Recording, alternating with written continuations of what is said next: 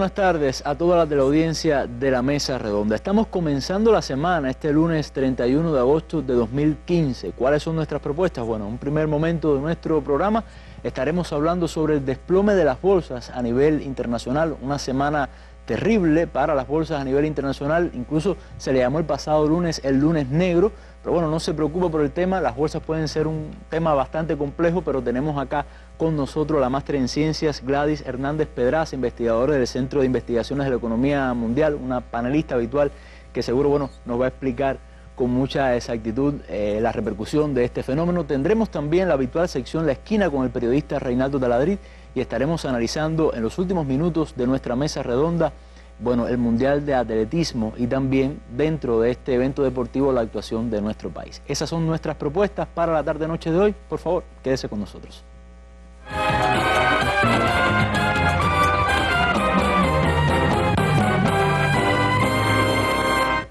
Pero antes nos vamos con nuestra habitual sección La Noticia del Día. Vamos a Ucrania. El Parlamento de ese país europeo, bueno, ha aprobado en una primera lectura una reforma constitucional y esta ha sido la reacción de algunos sectores sociales. Veamos.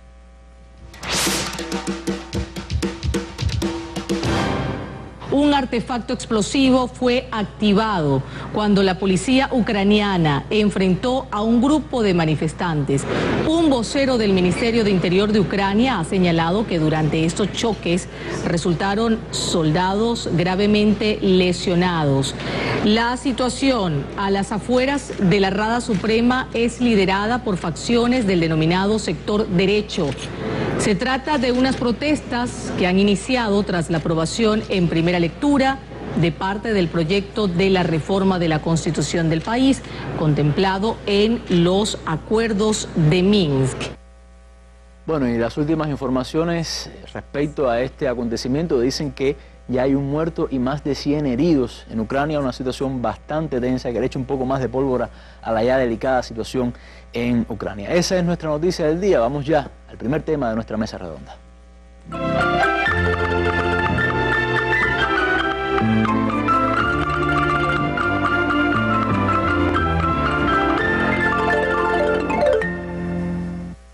Gran desplome de las bolsas chinas y Hong Kong que arrastra a las plazas asiáticas y europeas. Shanghái se hundió un 8,5% y entró en pérdidas anuales.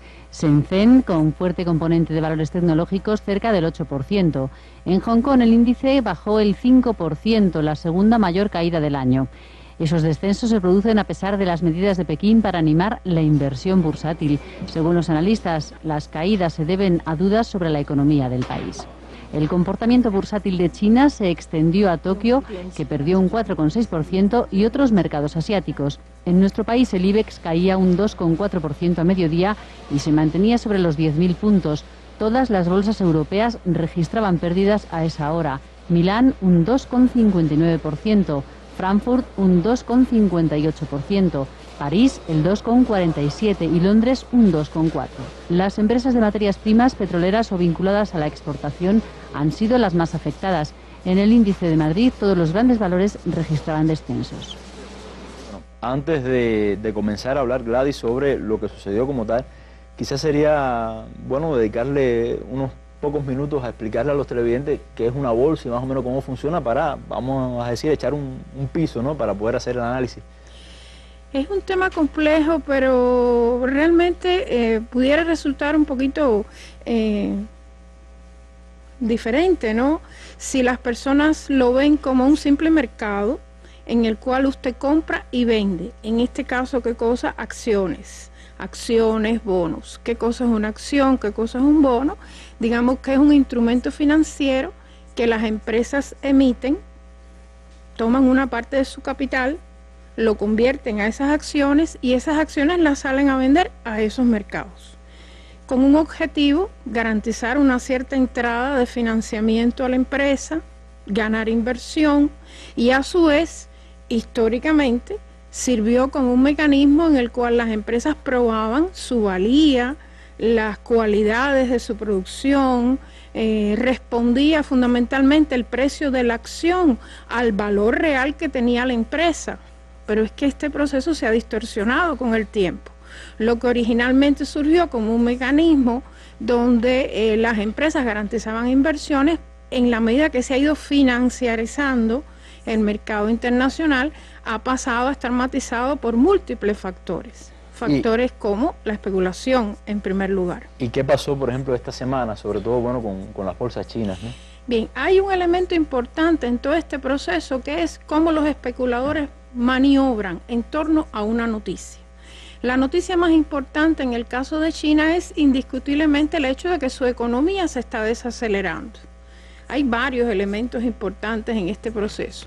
La economía china ya no va a crecer a un 10% porque hay todo un proceso de transformaciones económicas claves que hacen pensar para el futuro, digamos a un mediano o largo plazo, en un crecimiento mucho más sostenible, donde va a haber una mayor eficiencia, donde los ingresos de la población van a ser mayores, y en ese contexto no es posible mantener un crecimiento de alrededor de un 10%. O sea, que estamos hablando de un proceso que puede ser un normal y proceso beneficioso normal para China. y beneficioso para China. Se ha hablado de incrementar la eficiencia energética, reducir, en este caso, las emisiones de gases de efecto invernadero, una de las causas que le atribuyen a China en relación con los cambios climáticos.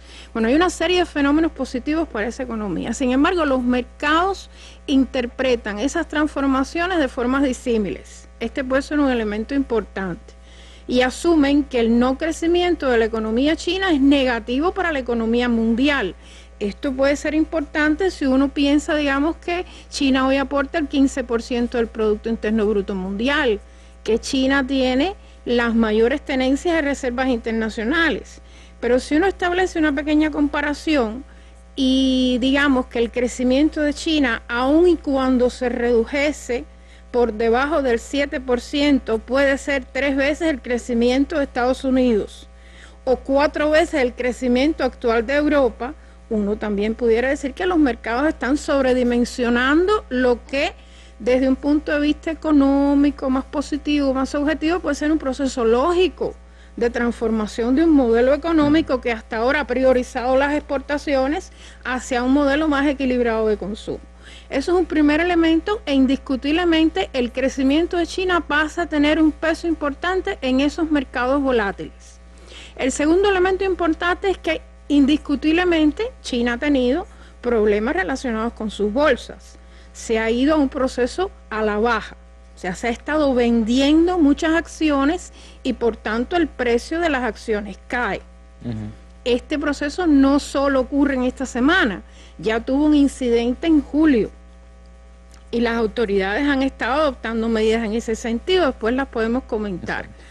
Otro tercer elemento importantísimo es que el 11, 12 y 13 de agosto China plantea una devaluación del yuan. Igual, una noticia súper importante que nadie esperaba. Todo el mundo planteaba que China iba a mantener su moneda y seguir resistiendo los embates de la crisis global que implica un deterioro constante de su comercio exterior, porque sus mercados tradicionales se mantienen cerrados, Europa, Estados Unidos, Japón, con la crisis que tiene. A esos aspectos respondía la decisión de devaluar, ¿no? Exactamente. Cuando China adopta la decisión de devaluar, es una devaluación que sumada representa el 4,6%. Se pudiera incluso comparar hasta con el hecho de que el yuan se ha estado apreciando desde el 2005 a la fecha, en más de un 35%. Y de buenas a primeras los chinos deciden devaluar aproximadamente un 4,6%. Lógicamente los mercados no se esperaban esa noticia y se inicia un proceso a la venta acelerada de acciones en las bolsas. Eso es una de las características que ha tenido este incidente más cercano, sobre todo el que ha ocurrido en esta semana que pasó. Y el lunes negro es precisamente el día en que se observan mayores caídas. ¿Cuál ha sido la respuesta ante esta situación? Hay otro elemento interesante en este sentido, y es que aunque los mercados se sienten muy inseguros con relación a si China va a seguir creciendo o no, a si ese crecimiento puede ser positivo para China o no, indiscutiblemente la devaluación tiene un peso importante en el proceso.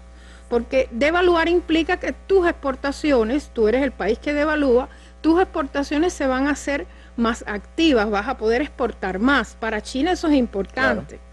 en un contexto adicional en el cual China se encontraba manteniendo negociaciones con el Fondo Monetario Internacional para que su moneda integrara la canasta de monedas del fondo, que como se conocen con el nombre de derechos especiales de giro.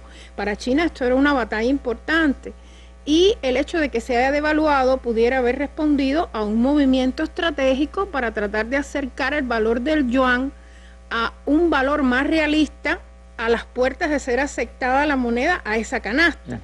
Hemos sabido recientemente que el fondo decidió postergar esa decisión para el año 2016, y sin embargo la devaluación que hizo China le permite recuperarse parcialmente en términos de sus exportaciones, aunque estas ganancias son muy relativas. Los mercados un poco que hiperbolizan este fenómeno, porque realmente las ganancias que se obtienen a partir de una devaluación coyuntural son eso, coyunturales, en la misma medida que el resto de las monedas no responde. Por ejemplo, estamos en presencia en este momento de un proceso en el cual el euro se ha apreciado, el dólar se ha depreciado, entonces todas las monedas van buscando su lugar en ese conjunto, toda vez que un país importante, no se puede negar, estamos hablando de un país importante en la economía mundial, adopta la decisión de devaluar.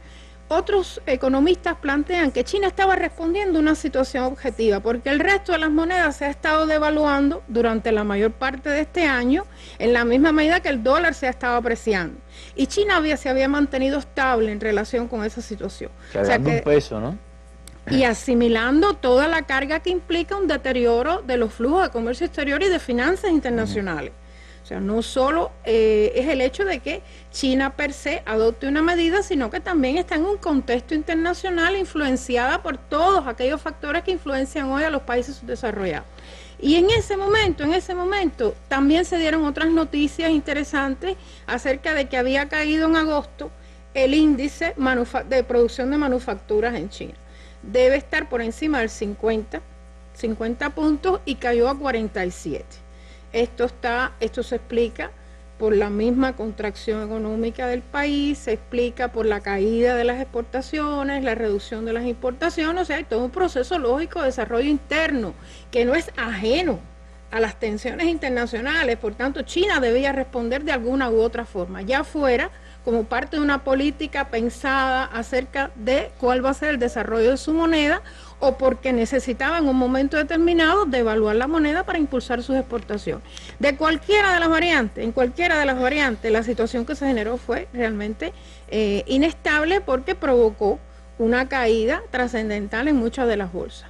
Algunos especialistas plantean que el impacto que tiene la bolsa en China no se asemeja para nada al impacto que puede tener un fenómeno como este en las bolsas europeas o en la bolsa de los Estados Unidos, porque realmente lo que se cotiza en la bolsa de China es apenas, venden y compran acciones en la bolsa de China apenas un 6% de la población, y estamos hablando del 21% de la población mundial, mientras que en el caso de Estados Unidos o de Europa, más del 50% de la población compra y vende acciones. O sea que también aquí el elemento de cuánto se hiperboliza una noticia puede estar presente, porque realmente no pueden ser los mismos valores cotizados los que se dan en los Estados Unidos o en Europa que los que pueden existir en China. Te propongo, Gladys, ver qué pasó precisamente en Estados Unidos, bueno, este lunes negro. Sobre esto es el siguiente reportaje, y estamos de regreso para seguir hablando con Gladys Hernández acá sobre este fenómeno internacional y de la economía mundial que sucedió la semana pasada. Good afternoon, everybody. Ha sido, como le llaman los expertos, un lunes negro para las bolsas de valores. De poco o nada sirvió el discurso de Barack Obama, en el que apelaba a la confianza de los mercados y defendía la economía de los Estados Unidos. Hoy la bolsa de valores de Nueva York, la más importante del mundo, tuvo su peor caída desde diciembre de 2008. El índice Dow Jones de Industriales, que agrupa las 30 mayores empresas cotizadas en ese país, cayó un 5,5%, mientras que otros índices como el S&P 500 perdió un 6,66% y el tecnológico Nasdaq un 6,90%. En Wall Street, los inversores optaron por las ventas en respuesta al miedo de una nueva crisis financiera, tal como ocurrió en diciembre de 2008, debido a la quiebra del banco Lehman Brothers y de las inmobiliarias. Toda esta situación se generó luego de conocerse el fin de semana que la empresa calificadora de riesgos Standard & Poor's retiraba la AAA, la máxima nota de solvencia de Estados Unidos, y situaba su calificación en AA+. Las pérdidas de hoy, la sexta caída más importante del Dow Jones, pueden revertirse en las semanas si las autoridades acuerdan un plan creíble para el mercado de ajuste presupuestal y aumento de impuestos. Si no se hacen las dos cosas, el déficit de 11,4% del PBI no se podrá reducir ni la deuda que supera el 102% del PBI en Estados Unidos. Bueno, Vladi, yo quería retomar un tema del que hablabas en un primer momento, porque China parece mediáticamente como el coco, ¿no? Como el responsable de todo esto que está sucediendo. Sin embargo, sería bueno hacer una especie de comparación en la respuesta que le ha dado el gobierno chino a esta situación, en comparación, repito, a la solución que se le ha dado, por ejemplo, por Europa o por Estados Unidos en situaciones similares, ¿no? Mira, resulta, son situaciones un poco a veces extremas, ¿no? Porque la prensa ataca directamente a las autoridades por no haber respondido atentamente ante la situación, o se le tilda como las causantes de que la economía mundial va a caer en una nueva crisis. O sea, un poco que se está obviando el hecho de que no hemos salido de la crisis, que todos los países están inmersos en esa crisis. Que se no se, exactamente, no se habla, por ejemplo, del impacto que tiene el incremento sustancial de las deudas públicas de los países desarrollados más importantes, que ya en estos momentos superan los 16 millones de dólares, tanto para Estados Unidos como para Europa. O sea, no se habla de nada de eso. Tampoco se habla de la diferencia sustancial que implica el hecho de que Estados Unidos y Europa mantengan en este momento tasas de interés del 0 y algo %, casi que totalmente bajas, que para estimular el crecimiento y que ese crecimiento no despegue. En este sentido, habría que decir que las medidas de China, en primer lugar, fueron muy ágiles. O sea, hay una respuesta directa por parte de las autoridades ante la situación, hay inyecciones de capital directo al mercado, en este caso a las bolsas, al mercado nacional, para evitar que la situación siga profundizándose, para generar liquidez. En la medida que usted genera liquidez, puede generar inversión. Esto es un hecho que sabemos que en el caso de Europa y Estados Unidos tomó un tiempo. Las dos primeras flexibilizaciones cuantitativas de Estados Unidos no respondieron de primera a la situación que se generó en el año 2008, sino que respondieron ya para el 2009, y Europa se demoró 3 años en tomar medidas para poder responder a toda la situación de la crisis global. O sea que la respuesta me parece que es pensada, que es razonable. Algunas de las medidas son muy interesantes.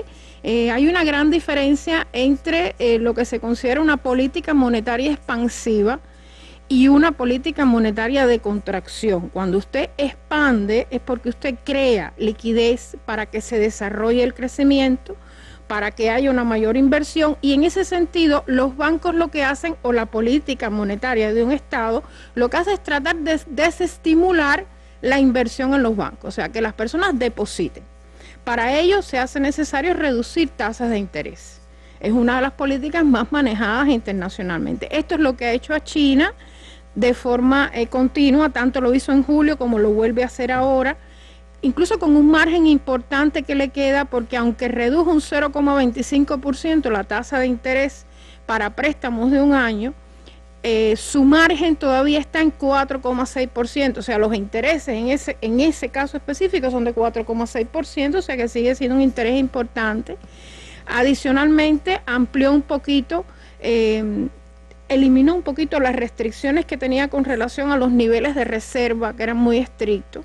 Ahora los bancos no tienen necesariamente que tener los mismos niveles de reserva que tenían. O sea, son medidas interesantes, y adicionalmente le ha lanzado al mercado un monto financiero considerable. En primer lugar, 23.400 millones de dólares, y en un segundo momento 19.000. O sea que ha lanzado una cantidad importante de liquidez al mercado para tratar de estimular que no se genere esa situación de que no existe liquidez en el país, de que el país no está en condiciones de cubrir las necesidades de esos mercados financieros. Pero bueno, repito, la diferencia de las bolsas chinas con relación a las bolsas internacionales que conocemos es sustancial. El monto de el capital bursátil en esos mercados es realmente ínfimo si se compara con lo que nosotros observamos en Europa o en Estados Unidos. Ahora, siempre queda la pregunta, Gladys, de las perspectivas, ¿no? ¿Qué pasará en un futuro? ¿Se volverá a repetir estas situaciones? ¿Seguirá esta inestabilidad? ¿Qué puede pasar? Y además, sobre todo, el impacto, por ejemplo, en algo que es tan importante para los latinoamericanos como las materias primas. Vemos que el petróleo también es una montaña rusa, la calificaba un medio hoy. ¿Qué podemos esperar? Bueno, recordar que la devaluación que produce China es una devaluación que añade peso, presiones al proceso lógico en el cual se han estado manteniendo las materias primas de un deterioro. O sea, que ha habido un deterioro de los precios de las materias primas, tanto América Latina como los países subdesarrollados exportadores de materias primas han estado sintiendo la presión de ese descenso de los precios, y el proceso de devaluación lógicamente le añade presiones a este. ¿Por qué? Porque China ya no tiene por qué importar tanto. Al devaluar importa menos y exporta más. Y si importa menos de todo, tanto de materias primas como de bienes semi-industriales, cualquier tipo de producción, cualquier tipo de bien. En ese contexto sí es un proceso que es muy delicado, pero ya comentábamos, esas devaluaciones normalmente tienen un espacio coyuntural, porque realmente tienden a desaparecer en la misma medida que el resto de las monedas va buscando su reacomodo en el mercado. Elementos importantes de perspectiva, yo no los ubicaría tanto en el tema de China, aunque sé que los mercados van a seguir insistiendo, los especuladores van a seguir insistiendo en este tema, tratando de perforar aquellas defensas que el sistema, las autoridades chinas han creado, porque han identificado a China como un elemento de especulación importante. Esto es muy real. Esto ha ocurrido en otros momentos de la historia, pero además porque China es China y ha creado toda una situación internacional, tiene una presencia internacional que responde a determinados intereses chinos, intereses de su desarrollo, etcétera, etcétera, que crean determinadas contradicciones en el contexto internacional. Eso es innegable. El año pasado China tuvo una representatividad importante con los BRICS, con la creación del Banco de Inversiones, etcétera. O sea, elementos que le dan una posición a China internacional que es necesario desprestigiar. Es muy importante eso. El otro elemento es qué va a pasar en el contexto internacional. Hoy se habla de China, pero no se mira, por ejemplo, que el primer exportador, el primer país al cual Estados Unidos exporta, Canadá, está por segunda vez consecutiva en un segundo trimestre de recesión económica.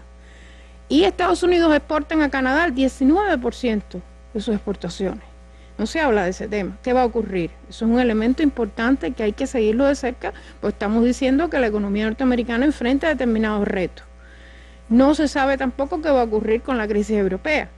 Y en el tema específico del petróleo, el petróleo va a estar marcado, lógicamente, por todas estas presiones a la baja que hemos estado analizando en el contexto de las materias primas. Bueno, nos has dado temas, cantidad gratis para próximas mesas redondas en las cuales seguro vas a estar presente, haremos y seguro vas a estar presente. Muchas gracias por haber estado con nosotros en esta tarde-noche explicando un tema complejo que a veces uno lo lee en la prensa y parece algo tan distante, pero bueno, que tiene su repercusión, ¿no?, en la vida de las millones de personas que vivimos en este planeta. Muchas gracias, te esperamos en una nueva mesa redonda. Muchas gracias, Oliver.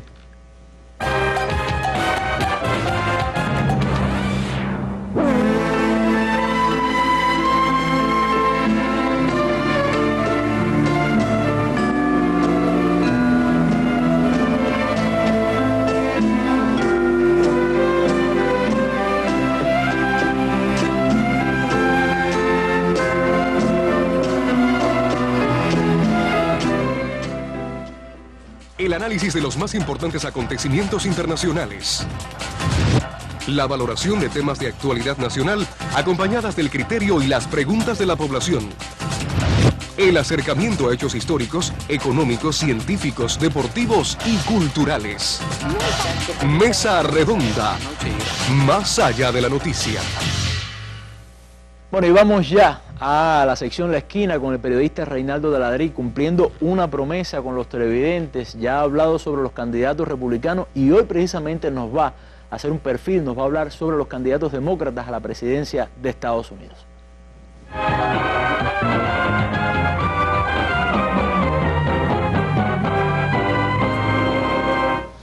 Muchas gracias, Oliver, y bienvenidos a La Esquina. Hoy, como les prometimos, los candidatos demócratas a ganar, los precandidatos a ganar la nominación como candidato demócrata a la presidencia de los Estados Unidos. Antes de entrar a presentarles quiénes son los 6 y cómo están en estos momentos más o menos, hay algo muy importante. que hay que tener en cuenta cuando usted haga cualquier tipo de análisis que tenga que ver con los candidatos demócratas, y es lo siguiente: ¿cómo le va al actual presidente de ese partido? ¿Qué índice de aprobación tiene en estos momentos? Eso va a ser un factor clave en esta elección. Vamos a compartirlo como primer tema con ustedes. Ahí está en pantalla. Véanlo ahí. Presidente Barack Obama, 51.3% de desaprobación.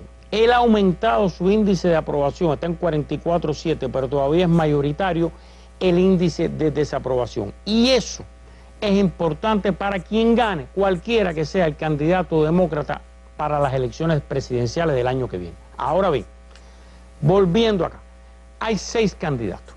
Yo les voy a presentar, escuchen bien, esto es un promedio de todas las últimas encuestas en los últimos 15, 20 días. Estos números que van ustedes a ver no es la última encuesta que salió ayer o antier, sino el promedio de las últimas en los últimos 20 días aproximadamente. Vamos a ver. Ahí está. En primer lugar, cómoda, Hillary Clinton, 47,8 le da el promedio. En segundo lugar, aunque ha subido y Hillary ha descendido, esto ha sido una tendencia, Bernie Sanders, 26.3. En el tercer lugar está el actual vicepresidente Joseph Biden con un 14%. Ojo con una cosa, él no ha anunciado todavía si va a aspirar o no a la presidencia. No ha anunciado públicamente si es candidato o no. Pero aún así lo ponen en todas las encuestas. Y esto es lo que da. El gobernador Martin O'Malley 1,5, el senador Jim Webb 1,3 y el gobernador Lincoln Chafee 0,5. Estos 3 últimos, como ustedes ven, bien distantes. Y ahora les propongo aprovechar el tiempo e irle presentando uno a uno esos candidatos. Vamos a comenzar por Hillary Rodham Clinton. Vamos a verla en pantalla, ahí está. Tiene 67 años, fue republicana de Barry Goldwater y Nelson Rockefeller en su adolescencia. Después fue liberal, medio radical, vinculada a algunos grupos medio radicales en sus años universitarios. Después conoció en la universidad a su actual esposo, el expresidente, se casó, era abogada allá y fue la primera dama de Arkansas cuando él fue gobernador de Arkansas. Después ganó la presidencia a su esposo y fue primera dama de los Estados Unidos hasta el año 2001. Continuamos. En el gobierno, ella primero estuvo al frente de un plan de reforma de salud tan necesario, parecido en algunas cosas al famoso Obamacare, pero después que este fracasó y los demócratas perdieron en las elecciones intermedias del 94, ella fue alejada, por lo menos, de la imagen pública del gobierno. Se vio envuelta en el escándalo Whitewater, que tenía que ver con tierra, después tuvo el famoso escándalo de Mónica Lewinsky, y después que su esposo dejó la presidencia y ella no era primera dama, fue y ganó la senaturía por Nueva York y estuvo de senadora entre el 2000 y el 2009. Pero en el 2008 ella se presenta como candidata y pierde sorpresivamente con Obama.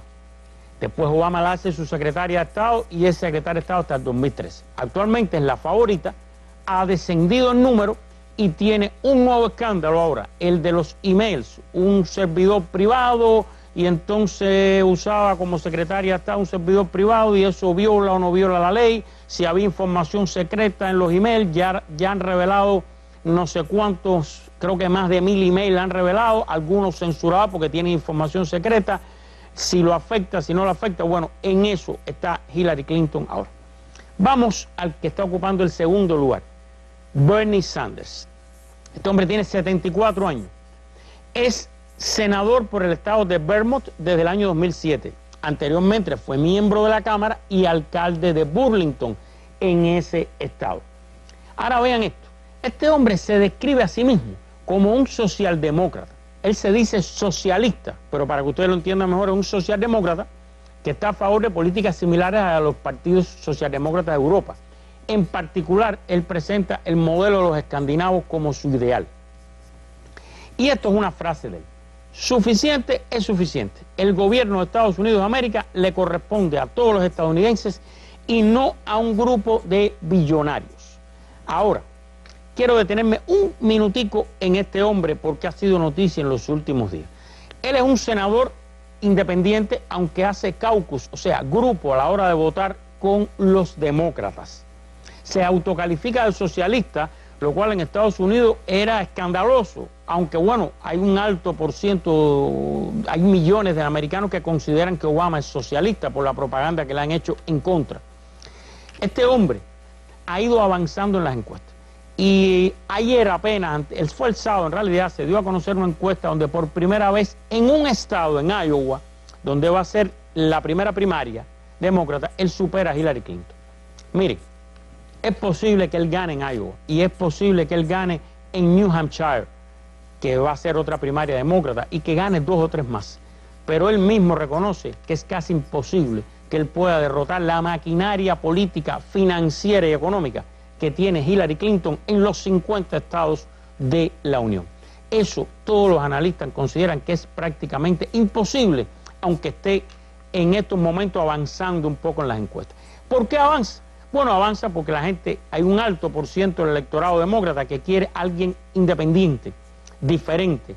El cambio famoso prometido en el 2008 lo quieren todavía y ven a Bernie Sanders como lo más cercano al cambio. Continuamos.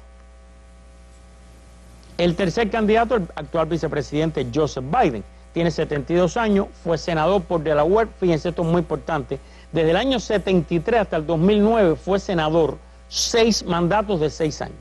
Fue presidente del Comité Judicial del Senado y también del Comité de Relaciones Exteriores del Senado. Es vicepresidente de los Estados Unidos y 2 veces ha aspirado a la presidencia, o sea, a la nominación del Partido Demócrata, y ha perdido. Él no ha anunciado la nominación, está explorando. Hay negociaciones, hay quien dice que el equipo de Hillary está tratando de que él no aspire. Si él anuncia que es candidato, van a tener él y Hillary un mismo problema, y es cómo explicarle al electorado qué diferencia uno del otro. ¿Cuál es la diferencia entre el vicepresidente y la canciller del mismo gobierno?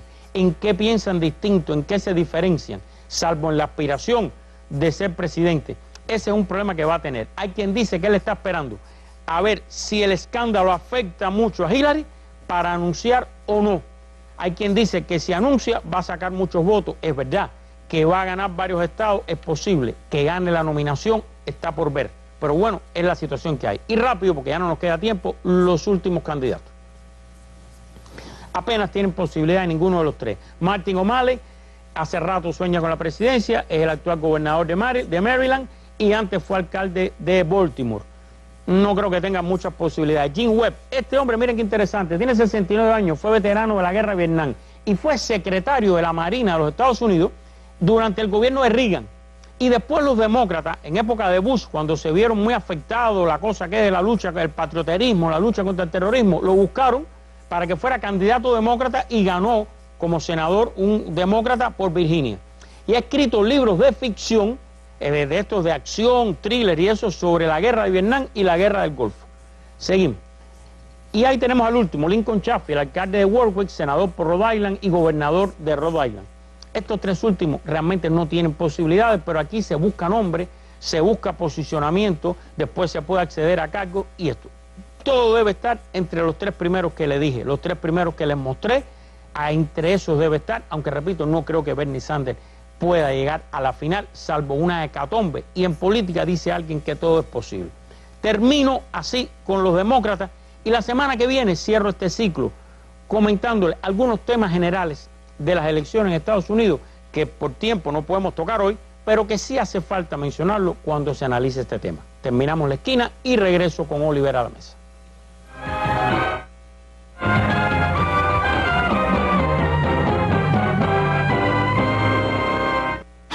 El más amplio análisis de los acontecimientos que marcan al mundo, con reconocidos periodistas y especialistas de temas globales y regionales.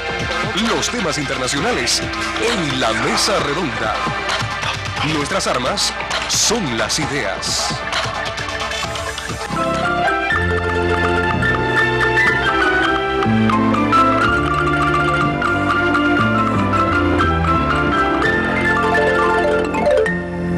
Muchas gracias a Taladriz por el tema de esta esquina. Repito, era una deuda pendiente con los televidentes.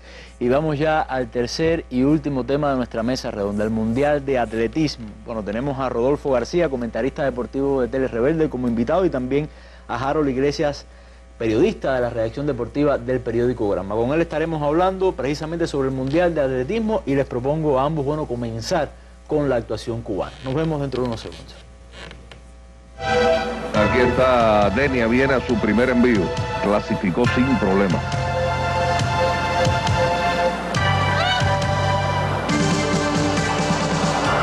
¡Oh, un tirazo!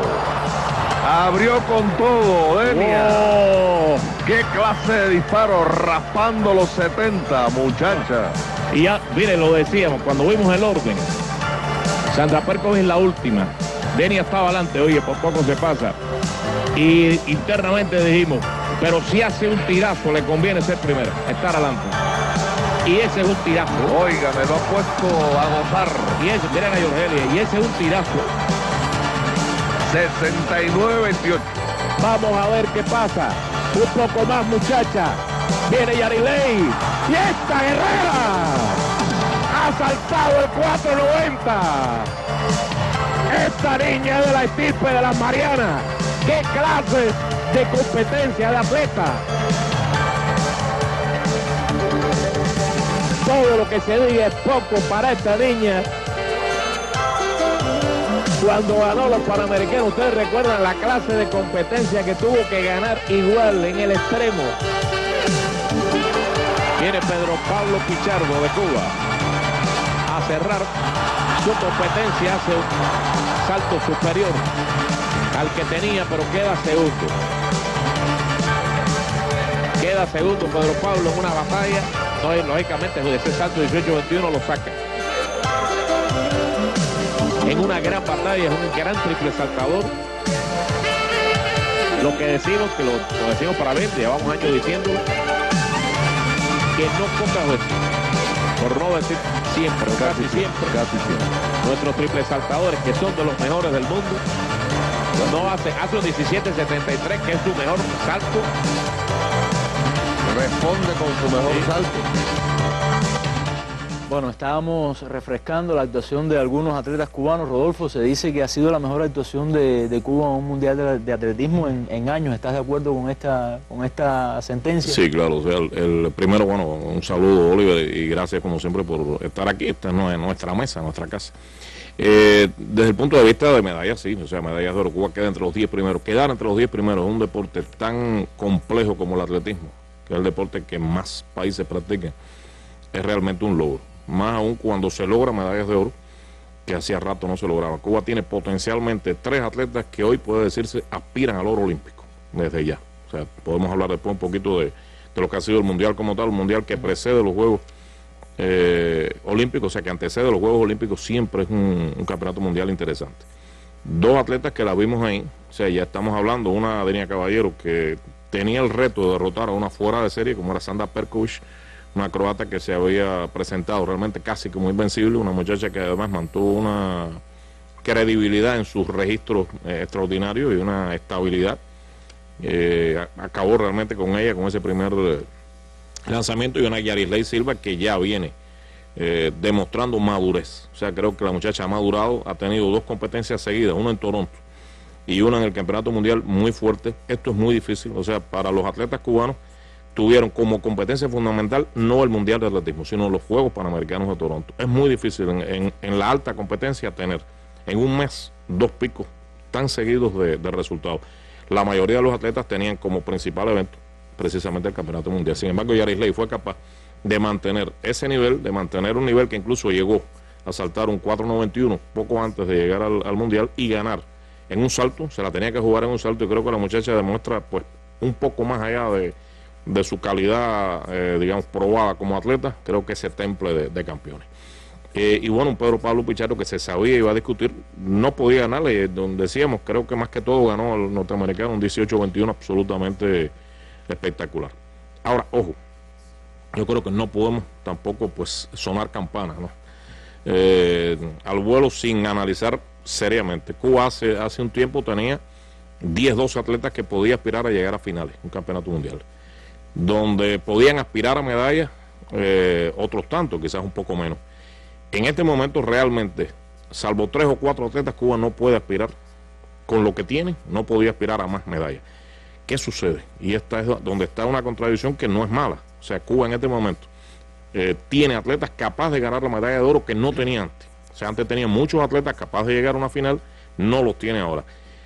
Pero llamo la atención porque se ha descendido en muchas disciplinas que antes no era así. En lanzamientos prácticamente incluso no se fue con atletas. En otras disciplinas, en el propio triple, donde antes se iba hasta con 3 atletas, creo que se ha descendido desde ese punto de vista. No puede cegarnos una actuación tan buena como esta, lograda por 3 atletas, a la hora de analizar completamente a los cubanos. Hay que ver de cara a los Juegos Olímpicos de Río, ya cuando se pueda llevar a los atletas con lo mejor que tienen. Nuestros velocistas llegaron un poco pasados, algunos muchachos llegaron no eran sus mejores marcas. Creo que de cara a Río hay posibilidades para aumentar ese número. Se puede incorporar a Leonel Suárez, que debe mejorar, algunos muchachos, la propia Jorge Rodríguez del Hectalón. O sea, hay varias figuras. Se apostó por figuras jóvenes, que creo que es bueno también. Pero bueno, por ahí creo que está la actuación, pero en general un 10º lugar no hay duda que es para aplaudir. Bueno, Harold, precisamente quería preguntarte por esto. Este resultado de alguna manera lo ves como una antesala a la actuación de Cuba a futuras competencias, por ejemplo los propios Juegos de Río. Sí, Oliver, agradecido por estar en este espacio de la mesa redonda, y yo quisiera comenzar también diciendo que hay otras modalidades, otras disciplinas dentro del atletismo en las que, como bien mencionaba Rodolfo, hay perspectivas, porque de hecho las marcas que se hicieron en este campeonato mundial ya se inscriben dentro del panorama de marcas clasificatorias para los Juegos Olímpicos.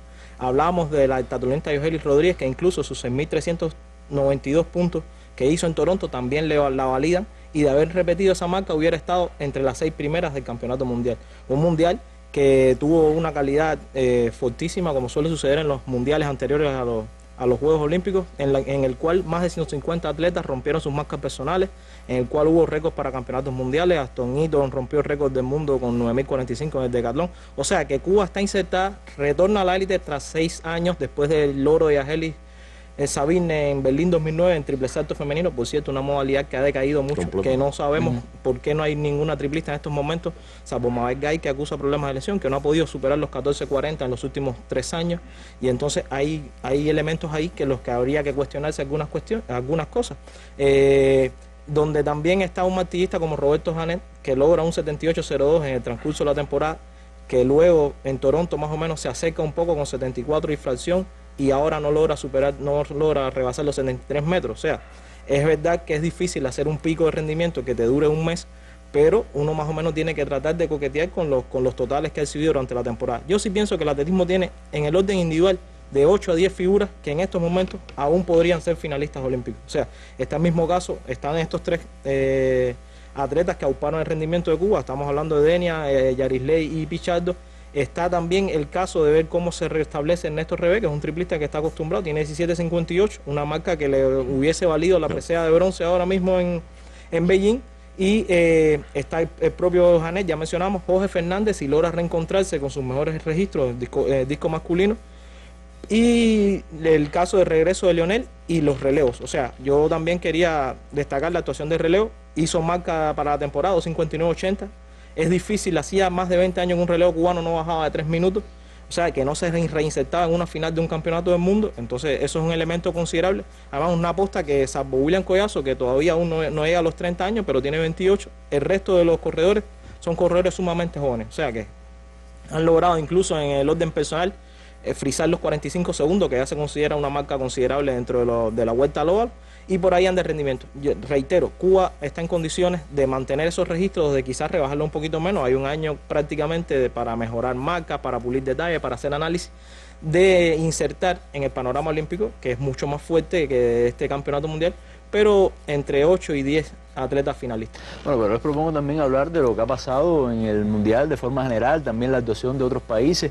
Y bueno, recordar también al estelarísimo Usain Bolt, con otra carrera que bueno, lo dejó boquiabierto, ¿no?, a muchos de los amantes del atletismo. Recordemos. Se oye al starter con su disparo. El de mejor arrancada fue Usain Bolt. Ya cuando se yergue, va primero Bolt. Justin Gatlin con muy buena carrera, pero Usain Bolt sigue siendo indomable, sigue siendo el mejor. y parece que se frena, aunque no lo hace, para pasar primero y decir sigo siendo el uno. Bueno, Usain Bolt, Rodolfo, dicen que, bueno, dicen no, ahí están las estadísticas. Kenia y Jamaica han sido vamos a decir, los reyes, ¿no? Las reinas de este mundial. Mira, eso era impensado. Solamente una cosita, lo que decía, creo que nos faltaría también la muchacha de 800 metros, que se estabilizan los resultados, pudieran realmente estar bien de aquí a un año. Mira, lo de Kenia hay que resaltar. Y Jamaica tiene ya pues cierto peso dentro de histórico ya. Kenia era un país que absolutamente se hablaba de Kenia y se hablaba de fondo, de pruebas de fondo. Kenia y Etiopía. Etiopía se ha quedado en eso, o sea, en los fondistas. Ya Kenia desde hace un rato empezaba a vislumbrarse que su atletismo era mucho más. Cuando vamos incluso ahora a este campeonato mundial, solamente una medalla de oro de las que lograron fueron de puro fondo, la de los 10.000 metros de las damas y el agate. El otro, los 3.000 steeplechase, que para muchos se considera fondo medio, 800 metros, 400 metros con valla, y un Julio Geo que gana la jabalina con más de 92 metros. O sea, ya en este momento se puede hablar de el deporte de atletismo en Kenia, no solamente fue a base de fondistas. Que un país africano gane el campeonato mundial de atletismo, creo que es el gran titular dentro del deporte. Este es un evento que además tiene la peculiaridad de ser, ya tú lo decías, de ser el que va antes de los Juegos Olímpicos. Para que tengas una idea, el campeonato mundial anterior a los Juegos Olímpicos de Londres, que fue el de Daegu, dejó 17 campeones mundiales. De los que ganaron ese campeonato mundial, después repitieron en los Juegos Olímpicos. Y en total 27 de los campeones olímpicos de Londres fueron medallistas dentro del campeonato mundial anterior. Te da la medida de lo que repercute en los próximos Juegos Olímpicos. Apenas algunos atletas que se incorporan, Robert Harting en el disco, una Valerie Billy o Valerie Adam en la bala, Sally Pearson, etcétera, podrá incorporarse. O sea que aquí se vieron resultados impresionantes. En cuanto a Usain Bolt, es un atleta que para mí en este momento ya se puede considerar el mejor atleta de la historia. Otros consideran que no. Creo que si llegan a Río, las dudas van a despejarse. Él no estaba bien, estuvo lesionado. El cumpleaños de él fue el día antes de empezar el campeonato mundial, o sea, el día 22 empezó el mundial. Él nació el día 21 de agosto. Dio una conferencia de prensa y dijo sencillamente: estoy listo. Cuando un atleta de esa calidad dice estoy listo, ya lanzaba ya realmente pues la opinión general de que iba por lo que fue. Un atleta absolutamente, creo que adelantado a su época, totalmente. Y en general creo que Jamaica el gran triunfador otra vez en la velocidad. Hay otros atletas, yo creo que no se puede pasar por alto un Ezequiel Kemboi, un kenyano que ha ganado 7 medallas mundiales, 4 medallas de oro en los 3.000 metros con obstáculos, que es la prueba nacional de Kenia, y una velocista como Daphne Schipper de Holanda, que en este momento se aparece con resultados de la época donde todavía no había bastante descontrol a la hora de controlar, y valga la redundancia, todas estas cuestiones anabólicos, etcétera. Se aparece rompiendo una marca de europea de Marita Koch de aquella época, con la tercera mejor marca de todos los tiempos, y apenas con un poco tiempo practicando la velocidad. Creo que son de los atletas que hay que destacar. Un Mo Farah, increíble otra vez en el medio fondo, o sea, en medio fondo y fondo, en general ganando 5.000 y 10.000. Ya él tenía resultados 1.500, no le dio tiempo a participar, pero creo que por ahí está también pues Oliver, lo que pasó de manera general, y sobre todo esa victoria de Kenia histórica. ¿Y cómo valora Harold? Bueno, histórica partiendo de la idea que desde 1983 en Helsinki, cuando surgieron los campeonatos mundiales, no había ningún país africano coronado una actuación de este tipo. La extinta RDA ganó las 2 primeras versiones, o sea, en Helsinki y en Roma 87, y luego Estados Unidos y Rusia se habían encargado de repartirse el botín. Estados Unidos, que nuevamente, después de haber perdido en Moscú 2013 con los anfitriones rusos, vuelve a ceder a un campeonato mundial de atletismo. Cruciales en este rendimiento de Jamaica en este caso, bueno, la victoria del relevo 4x4 femenino de Jamaica, que eso no se esperaba. O sea, hablar de que una cuarteta de Estados Unidos tuviera a Sanja Richard, Alison Félix, Francina Macorori, era casi decir que eran favoritas. Sin embargo, Jamaica la asestó una estocada letal en esta modalidad del 4x400. Y del resto, bueno, Bolt y Shelley Fraser hacen una dupla, y no son solo ellos, Stephanie McPherson. Jamaica tiene un potencial, tiene una cantera de velocistas que es la que normalmente aupa su rendimiento. Pero ojo, Jamaica tiene ahora balistas, tiene ahora atletas en el área de lanzamiento, o sea, un balista que fue medallista de bronce, tiene otros atletas, y lo mismo sucede con Kenya. Resaltar de Julius Yeo una cosa, con ese 92-72 es un deportista que aprendió a lanzar las jabalinas por YouTube, o sea, descargando los videos de mundiales, ¿no?, anteriores. Sí. ¿Por qué? Porque en Kenya, precisamente, haciendo alusión a algo que decía Rodolfo, en Kenya únicamente se practicaba a fondo, o sea, se potenciaba el atletismo, pero se potenciaban las modalidades de 800 en adelante. 800 luego que aparece David Rudisha, anteriormente no tenían, o sea, tenían exponentes, pero no de tanto peso. Y en este caso, bueno, pues decir que sorprende, digamos, gratamente, porque como bien es cierto, Etiopía se mantiene en estas distancias de fondo, pero Kenya diversifica, porque también se apareció un Nicholas Beck con 47.79, que es una marca líder de la temporada. A eso me quería referir. De los 47 eventos que tuvo con los que cuenta el Mundial de Atletismo, en 25 se quebraron o marcas personales, o marcas líderes de la temporada, o récords nacionales. Eso te da la medida de cualitativamente el nivel que realmente tuvo este Mundial. O sea, hay rendimientos. Rodolfo hablaba de Asne Chipper, pero Asne Chipper fue recordista mundial juvenil, o sea, estuvo coqueteando con el récord mundial juvenil cuando era heptatlonista. De pronto rompe todas las marcas nacionales, o sea, 10.81 en 100 metros, 21.63, marcas que estaban desde la década de los 80 del pasado siglo. Entonces, es realmente una corredora que está llamada a convertirse en la vedette del futuro de la velocidad. Aun cuando es un país que, por lo general, bueno, salvo Fanny Blankers-Koen, la llamada holandesa voladora, no había tenido una tradición en el área de la velocidad. Y así, destacar otro rendimiento, bueno, el 4% femenino de Jamaica, que estableció un nuevo primado de temporada con 41.07.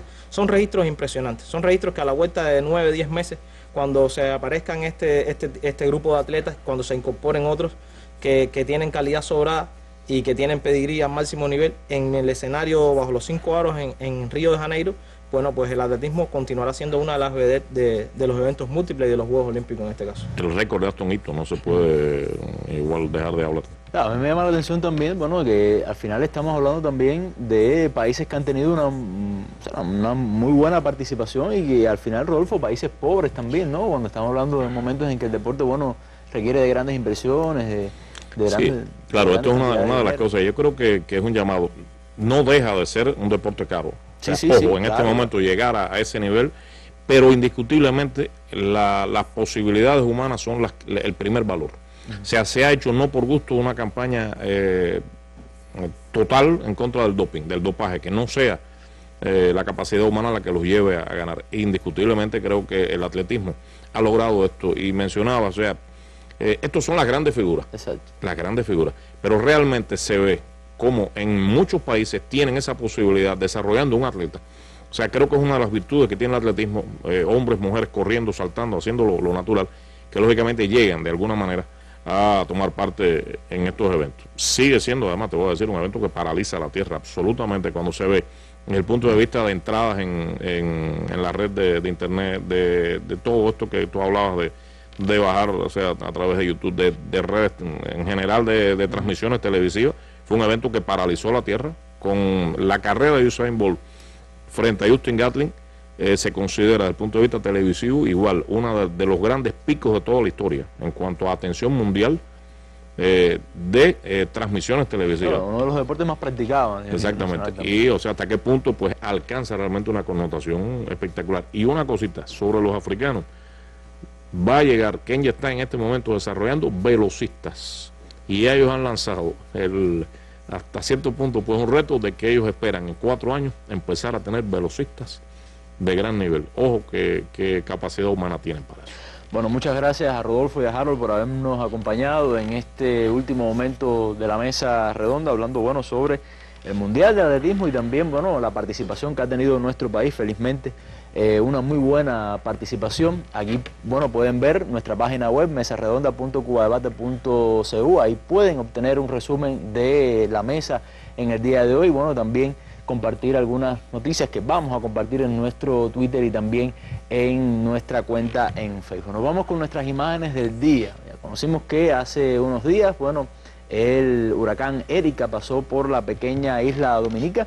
Los daños han sido terribles. La isla enseguida recibió bueno, la solidaridad de los países del ALBA, una organización a la cual pertenece, y precisamente hoy un grupo de médicos cubanos partieron para esa pequeña nación. Ahí podemos ver las imágenes, un grupo de médicos y también de técnicos que van a apoyar la recuperación de ese hermano país. ¿Cómo ha quedado Dominica? ¿Cuál fue el desastre que causó Erika? Bueno, esas son nuestras imágenes del día. Muchas gracias por su atención, nos vemos en una próxima Mesa Redonda.